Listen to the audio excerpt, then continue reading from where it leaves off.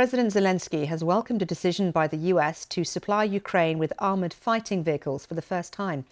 He said they were exactly what the country needed. The Americans will also provide surface-to-air missiles, armoured personnel carriers and artillery systems under a package of assistance worth more than $3 billion.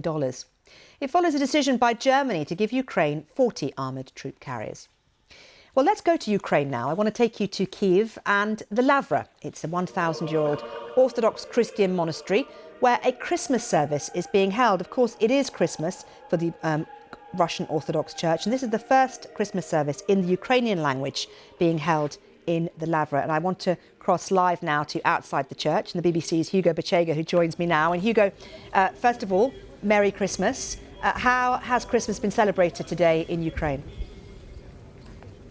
Yeah, well, it is a very different Christmas, of course, Mariam, and I think you're looking at pictures from the service happening inside the cathedral here, and millions of people across the country are marking this, which is one of the most important days in the Ukrainian calendar. And this is the seat of the Ukrainian Orthodox Church, which has ties to Russia. And for the very first time today in history, the service is being led by members of the Orthodox Church of Ukraine, which is an independent church.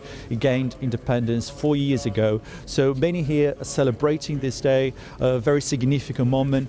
Many are saying that this marks Ukraine's independence from the Russian church. So a very symbolic day, I think, for those who have gathered here today, this morning, a moment of reflection. But obviously, the war continues. President Putin had ordered a ceasefire, unilateral ceasefire, to allow people in places where fighting is happening, to allow them to celebrate this day, something that the Ukrainians had dismissed. We're hearing reports that fighting has been happening in some parts of the country. The Russian forces have continued to attack Ukrainian positions despite this ceasefire that had been dismissed by the Ukrainian authorities as cynical propaganda by Moscow. Hugo, talk to me about some other news lines we're getting today about US military assistance, over $3 billion worth being sent to Ukraine. How crucial is that going to be given the state of affairs now on the front line? Yeah, it's very important. I think the Ukrainians have been asking for this kind of help for quite some time. We're talking about fighting vehicles. And I think what we're seeing here is perhaps a shift in attitude from some Western countries, the US, France, Germany. These announcements have been made in the last few days.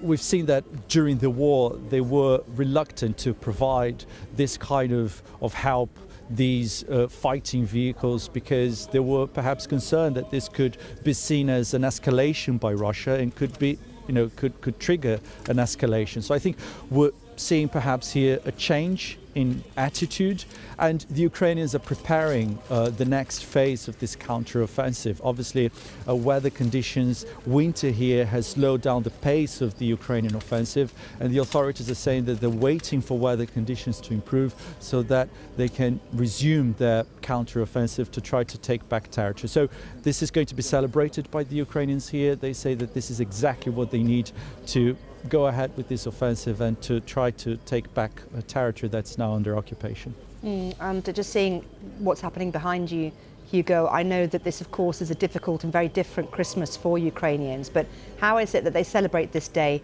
in the country? Yeah, I think lots of people are taking the moment here to reflect. I think it's a moment of hope for many people. I think the war has affected everybody here. We're seeing some soldiers here, people in uniform. And obviously, cities across the country have come under attack in recent weeks. It is incredibly cold this morning here in Kyiv, -9 degrees Celsius. And these attacks have affected everybody because millions have been left without electricity, without heating. The authorities have accused Russia of using winter as a weapon with these attacks. So obviously, the war has affected everybody in different ways. So I think today is a moment that people are celebrating. It is a moment of reflection, but I think it's also a moment of hope.